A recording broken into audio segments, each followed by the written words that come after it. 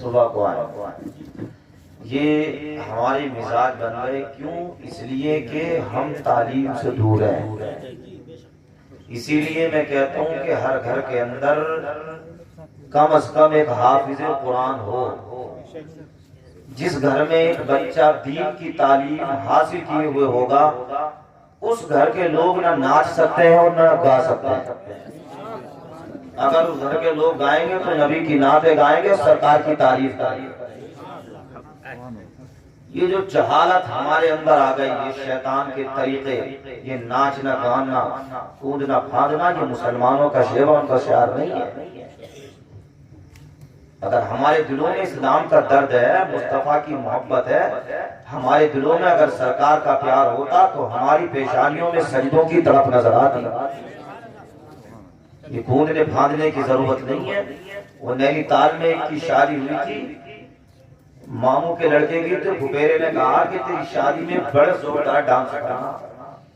سمجھے، رات بھر ناچا گایا کودا پھاندا، شرابیں پی. صبح کو جا رہا تھا تو راستے میں کتے سے ٹکرا گیا، ایکسیڈنٹ ہو گیا اور اتنی بری موت مرا کہ اس کا سر کتے کی دونوں ٹانگوں کے بیچ میں اس کی شرمگاہ پر رکھا تھا.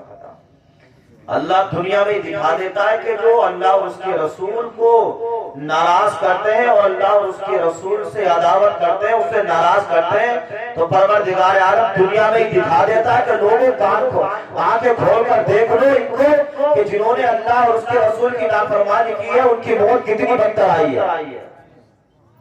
اور جو اللہ اور اس کے رسول کے دیوانے ہوتے ہیں تو وہ اپنے کفن کے اندر بھی مسکراتے ہیں. ان کی قبریں بھی اچھی ہوں گی، ان کے حشر بھی اچھی ہوں گی. سمجھے، اگر کسی بھی بستی کے اندر، میں صرف یہی کا نہیں کہتا، اتنی شادیاں بیاہوں، اگر ناچنے کے انتظام ہو تو بچے تو بچے، جوان تو جوان، کتنے بوڑھے بھی پرواہ نہیں ہے، چلے جا رہے ہیں. کہاں جا رہے ہیں؟ ناچ گانے کا انتظام ہے. یہ سب قیامت کے آثار ہیں. حضور نے 1400 سال پہلے، حضور نے، میرے نبی نے 1400 سال پہلے مکے میں بیٹھ کر کہا تھا کہ ایک زمانہ وہ آئے گا کہ میری امت یہود و نصارہ کے طریقوں پر چلنے لگے. وہ زمانہ ہے. یہ ناچنا گانا کوئی ہمارے طریقے نہیں تھے. ہمارے طریقے تو یہ تھے کہ شادیاں بیاہ ہوتے تو پیارے نبی کی پیاری سنت پر عمل ہوتا، نبی کی پیاری شریعت پر عمل کرتے ہوئے ہماری نکاح خوانی ہوتی، نکاح پڑھائی جاتے. بہرحال باتیں بہت ساری ہیں. اللہ تعالی ہدایت عطا فرمائے اور مصطفیٰ کی پیاری سنتوں پر عمل کرنے کی توفیق عطا فرمائے. الحمدللہ الحمدللہ الذی ابدع الافلاق والارضین والصلاة والسلام علی سید المرسلین وعلى آلہ واصحابہ اجمعین. اما بعد فاعوذ باللہ من الشیطان الرجیم. بسم اللہ الرحمن الرحیم. قل ان کنتم تحبون اللہ فاتبعونی یحببکم اللہ. صدق اللہ العظیم. درود پاک پڑھ لیجیے. اللہم صلی علی سیدنا مولانا محمد مبارک وسلم. صلاۃ و سلام علیک یا رسول اللہ صلی اللہ تعالی علیہ وسلم. آئیے باواز بلند سرکار کی بارگاہ میں درود پاک پڑھیں. اللہم صلی علی سیدنا مولانا محمد مبارک وسلم. صلاۃ و سلام علیک یا رسول اللہ صلی اللہ تعالی علیہ وسلم. علامہ اقبال کے کلام کے چند اشعار سن لیجئے اور میں بارہا وہ کلام پڑھتا رہتا ہوں. ایک مرتبہ ذرا آقا کی محبت میں کہیں یا رسول اللہ، ایک مرتبہ اور کہیں یا حبیب اللہ، کہ اب تو بس ایک ہی دھن ہے کہ مدینہ دیکھو. اب تو بس ایک ہی دھن ہے میرے مولا. اب تو بس ایک ہی دھن ہے کہ مدینہ دیکھو. اب تو بس ایک ہی دھن ہے. آخری ہو میرے میں کیا رو دنیا دیکھو. آخری ہو میرے میں کیا رو دنیا دیکھو اب تو بس یہی دھن ہے کہ مدینہ دیکھو اب تو بس یہی دھن ہے میرا دل تڑپ رہا ہے میرا جل رہا ہے سینہ کہ دوا وہی ملے گی مجھے لے چلو مدینہ کہ دوا وہی ملے گی مجھے لے چلو مدینہ نہیں مانو سر تو کیا ہے میں غریب ہوں یہی نا میرے عشق تو ہی لے چل مجھے جانب مدینہ میرے عشق تو ہی لے چل مجھے جانب مدینہ میرے مولا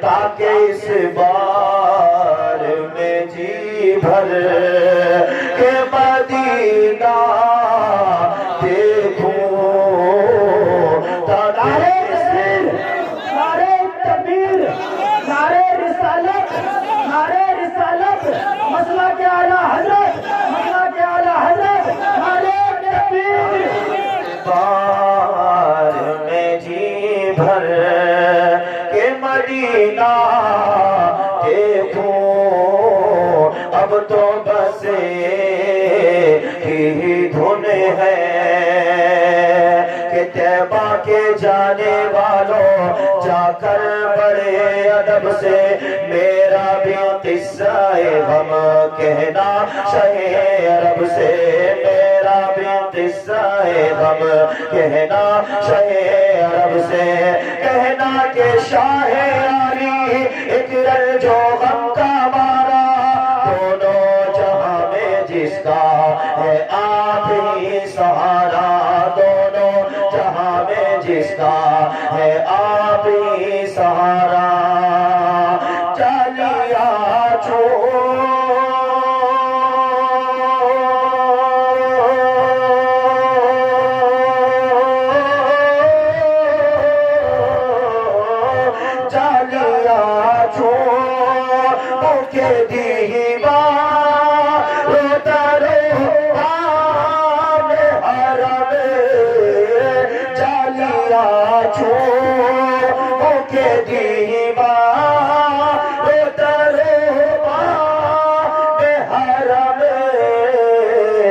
ارے دل جو سب نے تو میں جی بھر کے مدینہ دیکھوں دل جو سب نے نعرے تکبیر نعرے رسالت نعرے رسالت مسئلہ کے اعلیٰ حضرت نعرے تکبیر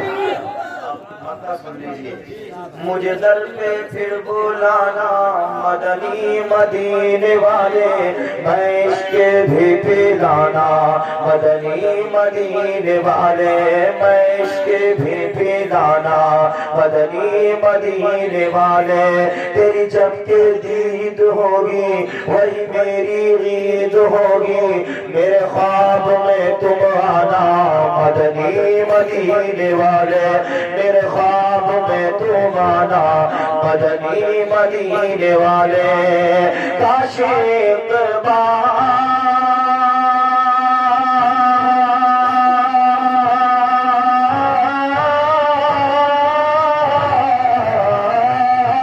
کاش اقبال میری بسر ہو اپنی صبح مکے میں تو پھر شام کو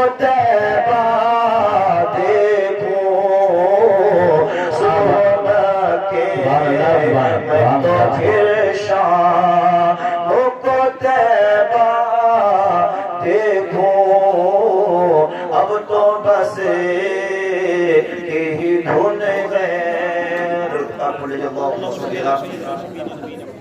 سیدنا مولانا محمد مبارک وسلم صلاۃ و سلام علیکہ یا رسول اللہ صلی اللہ علیہ وسلم۔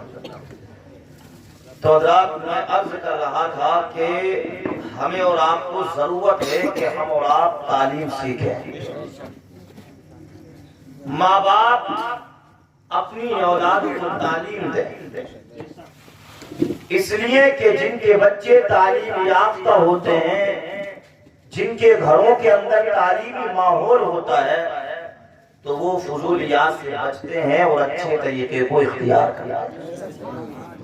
اور دونوں عالم کے تاجدار نے لوگوں تعلیم پر بہت زور دیا۔ امریکہ آج کی پیداوار، چائنا آج کی پیداوار، ان ساری جگہوں پر آپ دیکھو تو بڑی ترقیاں ہیں۔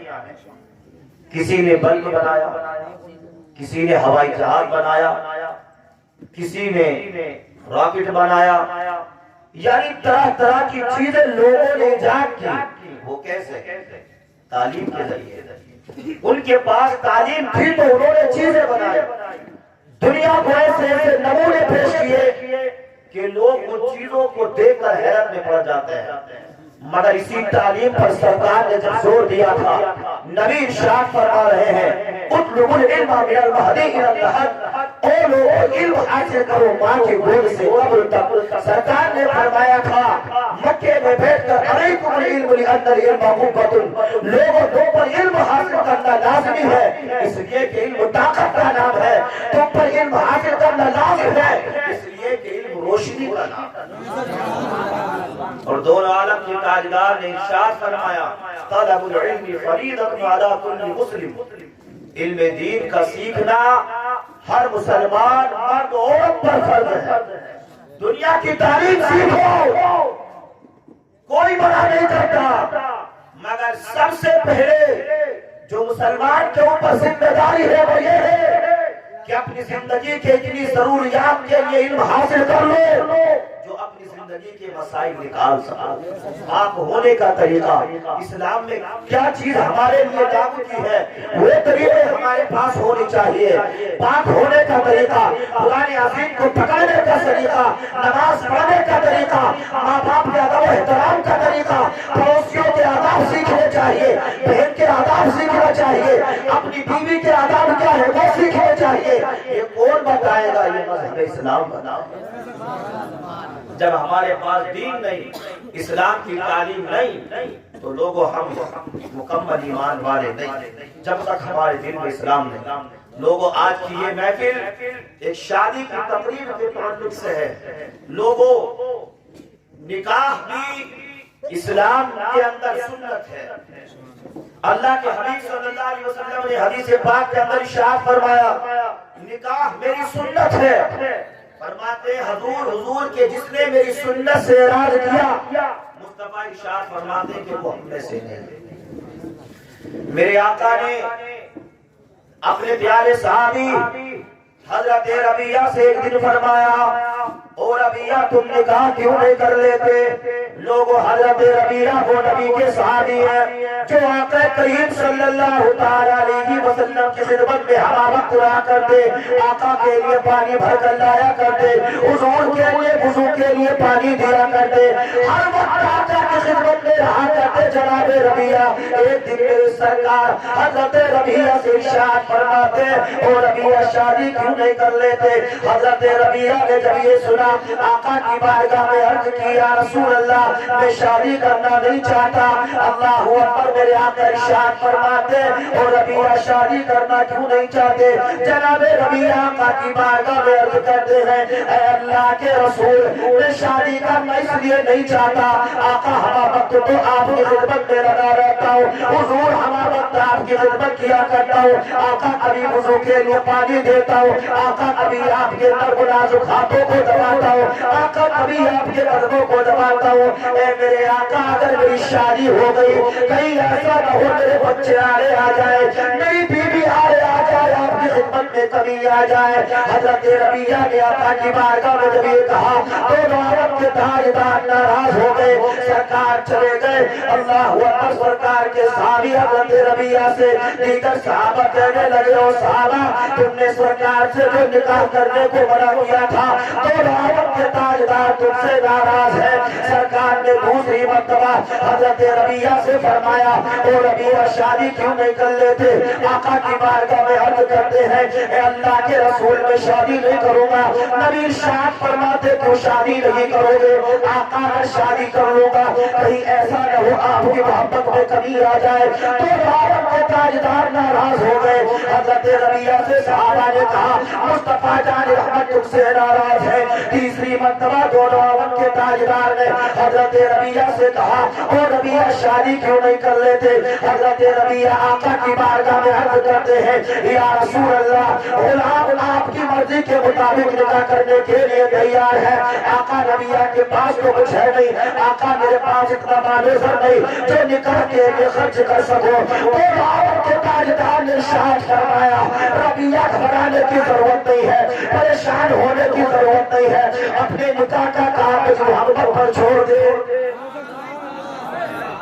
کیا اپنے نکاح کا معاملہ مجھ محمد پر چھوڑ دے۔ سبحان اللہ سبحان اللہ۔ میرے آقا نے ارشاد فرمایا ربیہ جاؤ فلاں قبیلے کے پاس چلے جاؤ اور ان سے جا کر کہنا کہ اپنے قبیلے کی خاتون کے ساتھ میرا نکاح کرا دو۔ حضرت ربیہ اسی قبیلے کے پاس پہنچے اور جا کر کہنے لگے کہ اپنے قبیلے کی ایک عورت کے ساتھ میرا نکاح کرا دو۔ جب قبیلے والوں نے اتنا سنا غصے میں آ گئے، دیش میں بھر گئے، کہنے لگے نوجوان تو کیسی کیسی باتیں کر رہا ہے، مارنے پر اس نوجوان کو آ گئے۔ مگر جناب ربیہ کہتے ہیں اور لوگوں میں اپنی مرضی سے نہیں آیا وہ بلکہ مصطفیٰ نے مجھے بھیجا ہے۔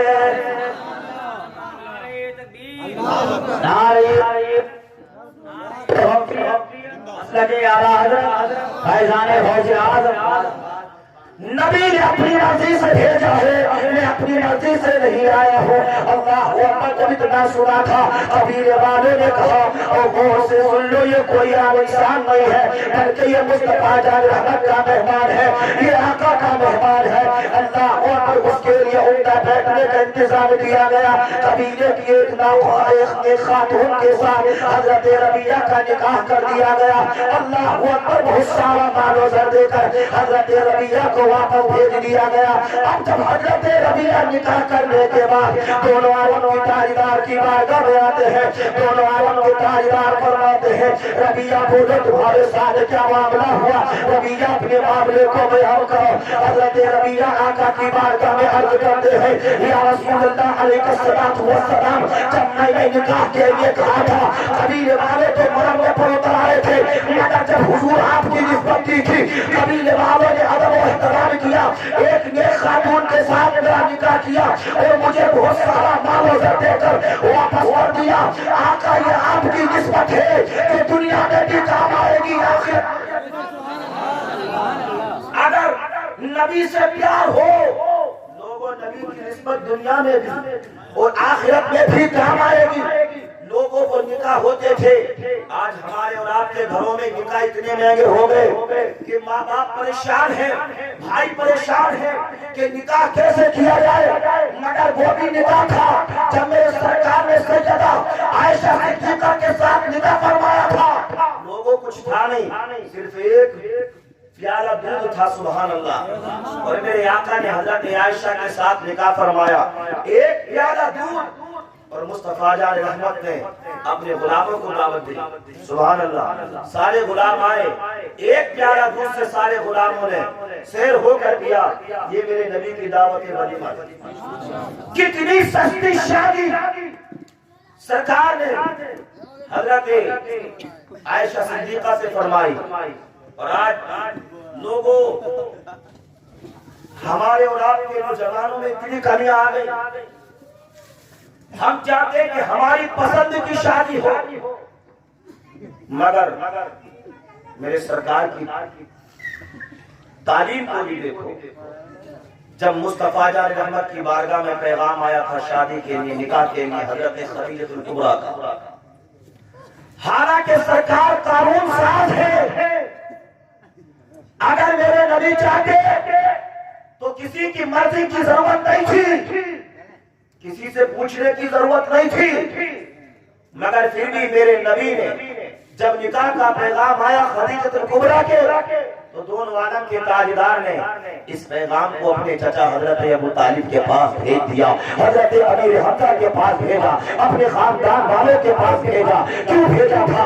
اس لیے تاکہ میری امت کے نوجوانوں کو پتہ چل جائے اپنی مرضی سے شادی کرنے کی مت سوچنا، بلکہ اپنے ماں باپ کو حق دے گا۔ تمہارے ماں باپ اپنی مرضی سے جہاں تمہاری شادی کرے اس پر راضی ہو جانا، اور جہاں منع کرے اس پر راضی رہے۔ یہ نبی کی تعلیم ہے۔ آج تو یہ کہتے ہیں کہ بھائی ہم جی نہیں سکتے اس کے بغیر، کتنے نوجوان کہ ہم جی نہیں سکتے اس کے بغیر۔ ارے بھائی وہ کوئی ہوا ہے یا کوئی کھانے کی چیز، کوئی آکسیجن یا کوئی چاول یا کوئی کھانے کی چیز اس کے بغیر نہیں جی سکتے؟ نہیں، بلکہ یہ دیکھو جو نبی کی تعلیم ہے، میرے نبی نے جب اپنا نکاح کیا تو سرکار نے اپنے گھر والوں سے اجازت لی، اپنے بڑوں سے اجازت لی، اور اپنے بڑوں کو اپنی شادی میں لے کر گئے اور حضرت خدیجہ الکبریٰ کے ساتھ نبی کا نکاح ہوا۔ لوگوں، اور نکاح کرنا کہاں چاہیے؟ تو دونوں عالم کے تاجدار کی سنت یہ ہے کہ جب نکاح ہو تو مسجد کے اندر نکاح ہو۔ کہاں ہو؟ مسجد کے اندر نکاح ہو۔ کب؟ جبکہ مسجد میں شور و غل کا اندیشہ نہ ہو کہ لوگ بولیں گے، اس لیے کہ مسجد کے اندر نکاح کیا جائے، کیونکہ لوگوں نکاح بھی یہ بہت نبی کی پیاری سنت ہے، یہ مصطفیٰ جان رحمت صلی اللہ علیہ وسلم کی مقدس سنت ہے، یہ انبیاء کرام کی سنت ہے، جو سرکار نے ارشاد فرمایا لوگوں نکاح کرنا میری سنت ہے اور انبیاء کرام کی سنت ہے، تم نکاح کرو۔ دونوں عالم کے تاجدار نے ارشاد فرمایا نکاح کرو اور مالدار ہو جاؤ۔ اور نبی ارشاد فرماتے اس نکاح میں برکت ہوتی ہے کہ جس نکاح کے اندر خرچ کم ہوتا۔ آج اتنے بڑے ولیمے، اتنی بڑی شادیاں، اتنے بڑے اخراجات، لوگوں جس کو بیان نہیں کیا جا سکتا، مگر نبی کریم صلی اللہ علیہ وسلم نے بڑی سادہ نکاح کیے اور اپنی بیٹی حضرت فاطمہ الزہرا رضی اللہ تعالی عنہا کا بھی بڑا سادہ نکاح کیا تھا، اور لوگوں سرکار نے دیکھا علی بڑی نیک سیرت ہے، تو دونوں عالم کے تاجدار نے اپنی بیٹی سیدہ فاطمہ الزہرا رضی اللہ تعالی عنہا کا نکاح حضرت علی کے ساتھ کیا تھا۔ لوگوں نبی نے جہیز میں دنیا بھر کی چیزیں نہیں دی تھی، ہم اور آپ جانتے سرکار نے اپنی بیٹی کو چند ضروریات کے سامان دیے تھے۔ لوگوں گودا بھی چمڑے کا تھا جس کے اندر کھجور کی چھال بھری ہوئی تھی، سرکار نے ایک مشکیزہ دیا تھا، دو مٹی کے گھڑے دیے تھے، اور مصطفیٰ جان رحمت صلی اللہ علیہ وسلم نے ایک چارپائی اپنی بیٹی سیدہ فاطمہ کو جہیز میں دی تھی۔ یعنی سرکار نے اپنی بیٹی فاطمہ کا بڑا سادہ نکاح کیا تھا۔ اگر نبی چاہتے تو جنت سے جنتی سامان آتے فاطمہ کے لیے، اگر نبی چاہتے لوگ فاطمہ کو جہیز میں وہ سامان دے دیتے، اللہ اکبر، جس کو ہمارے اور آپ کی عقل سوچ بھی نہیں سکتی تھی۔ اگر مصطفیٰ اپنے غلاموں کی طرف اشارہ کر دیتے، لوگوں مصطفیٰ کے دیوانے اتنا مالو تقسیم و غنی کرتا کر دیتے کہ فاطمہ اور علی کو سونا چاندی میں تال توڑ دیتے۔ اگر نبی چاہتے پہاڑوں کی طرف اشارہ کرتے تو فاطمہ کے لیے پہاڑ سونا بن کر حاضر ہوتے۔ اگر نبی چاہتے زمین کی طرف اشارہ کرتے فاطمہ کے لیے زمین چاندی کی بن جاتی، مگر نبی نے اپنی بیٹی سیدہ فاطمہ کے پاس سارا نکاح کر کے اپنی امت کو سبق دیا تھا، وہ میرے امتیوں سادہ نکاح کرو، میری سنت پر عمل کرو، جہیز کی ڈیمانڈ مت کرو، اس لیے کہ جو سادہ نکاح کرتا ہے وہ مصطفیٰ کی سنت۔ نعرہ تکبیر، نعرہ رسالت، نعرہ حیدریت، مسلک اعلی حضرت فیضان غوث اعظم زندہ باد، سبحان اللہ۔ آج ہمارے اور آپ کے سامنے بہت ساری ایسی باتیں آ رہی ہیں اور ہم سوشل میڈیا پر دیکھ رہے ہیں کہ فلاں جگہ فلاں لڑکی جہیز کی وجہ سے خودکشی اس نے کر لی، اس جگہ وہ مر گئی۔ صرف عائشہ ہی نہیں، جو احمد آباد کی بلکہ کئی لڑکیاں جہیز کی وجہ سے جاں بحق ہو گئیں، اور ہم عائشہ کی تائید میں نہیں ہیں۔ کچھ لوگ ایسے ہیں جو کہ عارف کو ہی برا کہہ رہے ہیں، عائشہ کو اچھا کہہ رہے ہیں، نہیں، قصوروار دونوں ہیں. عارف کا قصور یہ ہے کہ اس نے جہیز کی ڈیمانڈ کی, اور عائشہ کا قصور یہ ہے کہ اس نے خودکشی کر لی. اسلام میں بہت سارے لوگوں بہت سارے راستے ہیں. اسلام نے انسان کو قید نہیں کیا. اسلام کوئی نہ کوئی راستہ اس کے لیے ضرور نکالتا, مگر اس نے خودکشی کر لی. اللہ اکبر. لوگوں بہرحال اس احمد آباد کی لڑکی کے واقعے سے یہ بات صاف ظاہر ہو گئی کہ آج بھی بیٹیاں قید ہیں, اور آج بھی ان بیٹیوں کے ماں باپ کہ جن کے نکاح نہیں ہو رہے ہیں وہ پریشان ہے. صرف کس لیے؟ اس لیے کہ شادیوں کے اندر بڑی بڑی مانگیں چلنے لگی, بڑی بڑی لوگ کرنے لگے. نبی نے اپنی بیٹی فاطمہ کا اتنا سادہ نکاح کر کے اپنے غلاموں کو یہی تو تعلیم دی تھی, میرے غلاموں اگر تم میرے سچے غلام ہو تو تم زندگی ایسی گزارو کہ کسی دوسرے کا سہارا بنو, بے سہاروں کا سہارا بن جاؤ, اور جنہیں مدد کی ضرورت ہے ان کے ہاتھ میں ہاتھ دے کر ان کے ساتھ ساتھ چلو. یہ زندگی کا نام ہے. کسی کو پریشان کرنا, کسی پر ظلم کرنا, بے وجہ کسی کو ستانا, یہ اسلام کی تعلیمات میں نہیں ہے.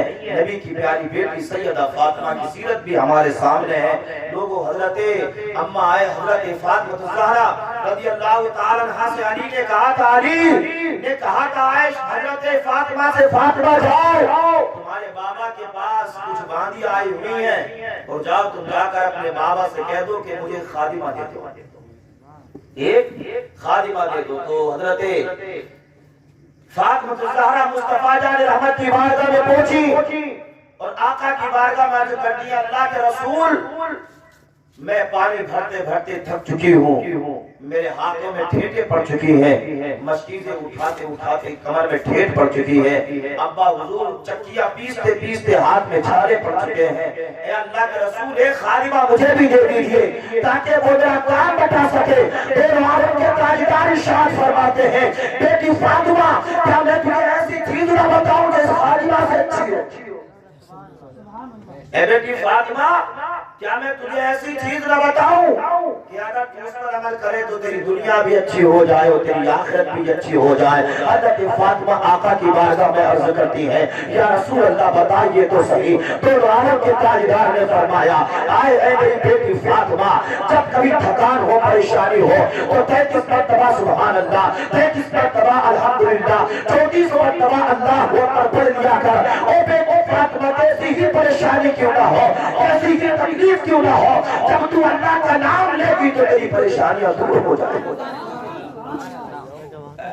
اسی کو ملا علی قاری نے کہا ہے, آپ فرماتے ہیں کہ جو انسان بلڈ پریشر کا مریض ہو جائے, یا جس انسان کا دل دھک دھک کرتا ہو, یا جس انسان کو نیند نہیں آتی ہو, یا جو انسان ذہنی ٹینشنوں کے مریض ہو جاتے ہو, جو لیٹتے ہوئے نیند نہیں آتی ہو, جگتے ہوئے ان کا چلنا دشوار ہوتا ہو, کھانا پینا دشوار ہوتا ہو, جو ٹینشن میں رہتے ہو, ملا علی قاری نے کہا ہے انہی تسبیحات کو پڑھ لیا کرے, یعنی سبحان اللہ الحمدللہ اللہ اکبر پڑھ لیا کرے. ملا علی قاری کہتے ہیں جس کو ٹینشن ہوگی اور وہ اس کو پڑھے گا, کیسی ہی ٹینشن کیوں نہ ہو وہ ختم ہو جائے گا. لوگوں اسلام اتنا پیارا مذہب ہے, اتنا اچھا مذہب ہے, جسے ہم اور آپ نے لوگوں الگ طریقے سے سمجھنے کی کوشش کی ہے. اسلام میں صرف یہ نہیں کہ نماز ہے, اسلام میں زندگی گزارنے کے بہت سارے طریقے ہیں. آج ہمارے گھر شادیاں ہوتی ہیں, بہت بہت پٹاخے چھوڑے جا رہے ہیں, کئی کئی لاکھ کے لوگ پٹاخے چھوڑ رہے ہیں, آتش بازی ہو رہی ہے. وہ کتنی جگہ کی تو خبریں یہ ملی ہیں کہ وہ جب گولی چلاتے ہیں تو دوسرے کے لگ گئی, بہت ساری جگہ ایسی خبریں ملتی ہیں, تو وہ جام حق ہو گیا. اللہ نے قرآن میں فرمایا وَلَا تُبَذِّرْ تَبْذِيرًا إِنَّ الْمُبَذِّرِينَ كَانُوا إِخْوَانَ الشَّيَاطِينِ. اللہ نے قرآن میں ارشاد فرمایا کہ فضول خرچی مت کرو, اس لیے کہ فضول خرچی کرنے والا شیطان کا بھائی ہے.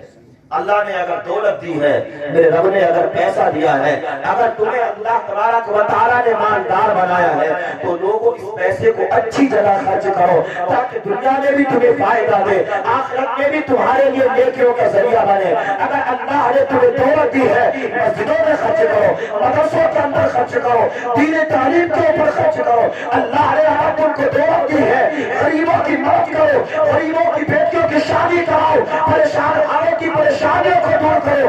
اگر کوئی بیمار ہے اس کی بیماری کے لیے علاج کے لیے پیسے دے دو۔ اگر کسی جگہ ہاسپٹل نہیں ہے آپ وہاں پر جا کر ہاسپٹل بنواؤ۔ یہ زندگی ہے لوگوں، اس کا کوئی بھروسہ نہیں ہے۔ اگر زندگی میں اچھے کام کر کے گئے ہو، اللہ اس کے رسول کو راضی کر کے گئے ہو، اللہ کی مخلوق کی مدد کر کے گئے ہو، تو یاد رکھنا تمہاری دنیا بھی اچھی ہوگی، تمہاری آخرت بھی اچھی ہوگی۔ اگر اس دنیا کے اندر اللہ اور اس کے رسول کو ناراض کر دیا تو لوگوں نہ ہماری دنیا اچھی اور نہ ہماری آخرت اچھی۔ اگر ہم خود سوچیں اگر سرکار مدینہ ہم سے ناراض ہو جائے تو ہمارا اور آپ کا کہاں ٹھکانا ہے؟ اللہ اگر ناراض ہو جائے تو ہمارا اور آپ کا کہاں ٹھکانا ہے؟ لوگوں تو پیارے نبی کی پیاری پیاری سنتوں پر عمل کرنا چاہیے۔ اللہ کے حبیب صلی اللہ تعالی علیہ وسلم نے لوگوں ہر گوشے پر سرکار نے تعلیم دی اپنے غلاموں زندگی گزارنے کی کیا طریقے ہیں۔ آج ہمارے اور آپ کے گھر جب شادیاں ہوتی ہیں چند دن نہیں گزرتے ہیں تو پتہ چلا ساس اور بہو میں جھگڑے ہو رہے ہیں، صرف کس لیے؟ کھانے پکانے یا دوسرے سلسلے میں کہ اب تو لڑکا بہو کا ہی ہو گیا ہے، میرے پاس نہیں بیٹھتا، اور بہو یہ سوچتی ہے کہ اب تو اپنی اماں کے پاس بیٹھتا، میرے پاس نہیں بیٹھتا۔ وہ بیچارہ پریشان ہے، اپنی زندگی سے بڑا پریشان ہے نہیں، بلکہ بہار شریعت کے اندر بہت پیاری بات لکھی ہے کہ جب کسی کی بیٹی تمہارے گھر کے اندر دلہن بن کے آئے تو آپ نے لکھا ہے کہ اب اس کو اس نگاہ سے مت دیکھے کہ وہ کسی دوسری کی بیٹی ہے، بلکہ اب ساس اور سسر اس کو اس نظر سے دیکھے کہ جس طریقے سے میں اپنی بیٹی کو پالتی تھی، اپنی بیٹی کے ہر مرض کا انتظام کرتی تھی، اپنی بیٹی کے دکھ و تکلیف کو جانتی تھی، اسی طریقے سے اب اپنی اس بیٹی کا بھی خیال کرو۔ اور بہو جب سسرال جائے تو وہ یہ خیال ذہن سے نکال دے کہ میں جس کے گھر جا رہی ہوں تو وہ مجھ سے اجنبی ہے، بلکہ وہ اپنے ذہن کے اندر یہ خیال رکھ کے جائے کہ اب تک جس آنگن میں میں رہی بے شک یہ میرے ماں باپ کا آنگن ہے، مگر اب جس گھر کے اندر جا رہی ہوں وہ بھی میرا آنگن ہے۔ اب وہ اپنی ساس کو ماں کا درجہ دے کہ جیسے اپنی ماں کی خدمت کرتی تھی اپنی ساس کی خدمت کرو گی۔ اللہ اکبر، گھروں کے اندر جھگڑے ہو ہی نہیں سکتے۔ اور پھر اگر گھر کے اندر دو بہویں جمع ہو جائیں وہ تو کام خراب ہے، دورانی جٹھانی اگر ہو جائے تو کام اور زیادہ خراب ہے۔ یہ جھگڑے ختم نہیں ہو رہے، وہ یہ دیکھ رہی ہے کہ اس نے کپڑے دھوئے کہ نہیں دھوئے۔ اب جب کام ہو رہا ہے تو دونوں گنتی لگا رہی ہے کہ یہ والی جھاڑو لگائے گی تو یہ والی کپڑے دھوئے گی، یہ والی برتن دھوئے گی تو یہ والی پوچھا لگا، یعنی ایک دوسرے کو دیکھ کر کام و کاج ہو رہا ہے۔ جب ایسی باتیں گھروں میں پیدا ہو جاتی ہیں تو پھر وہیں سے گھروں کے اندر نا اتفاقی پیدا ہونا شروع ہو جاتی ہے اور ایک دوسرے سے نفرت ہونا شروع ہو جاتی ہے، جبکہ اللہ کے رسول کی تعلیم یہ ہے، سرکار ارشاد فرماتے ہیں لوگوں ایک دوسرے کو دیکھ کر نفرت نہیں بلکہ ایک دوسرے کو دیکھو تو ایسا دیکھو کہ آپس میں محبت پیدا ہو جائے۔ اپنے اخلاق ایسے بنا لو کہ دوسرا اگر تمہاری مخالفت کرتا ہو، اگر تم سے دشمنی رکھتا ہو، جب وہ تمہارے اخلاق و کردار کو دیکھے تو دونوں عالم کے تاجدار فرماتے خلق ایسا بنا لو کہ وہ تمہارا ہو جائے۔ ارے نبی پر تو لوگوں نے بہت زیادہ ظلم و ستم کیا، ہم آپ پر کیا ہو رہا؟ ہم تو عیش کی زندگی گزار رہے ہیں، دونوں عالم کے تاجدار کو لوگوں نے کتنا ستایا، مگر نبی کے اخلاق دیکھ کر لوگوں کلمہ پڑھ کر لوگ مسلمان ہو جایا۔ میرے پیارے نبی کی سنت ہمارے اور آپ کے لیے نمونہ عمل ہے۔ آقا دو جہاں صلی اللہ تعالی علیہ وسلم کے پیارے دیوانوں اپنی زندگی میں اچھے کام کرو تاکہ ہمیں دنیا میں بھی آرام ہو اور ہمیں آخرت میں بھی آرام ہو۔ سرکار کی پیاری سنتوں پر عمل کیجئے اور نمازوں کی پابندی کیجئے۔ ایک مرتبہ کلمہ شریف پڑھ لیجئے، لا الہ الا اللہ۔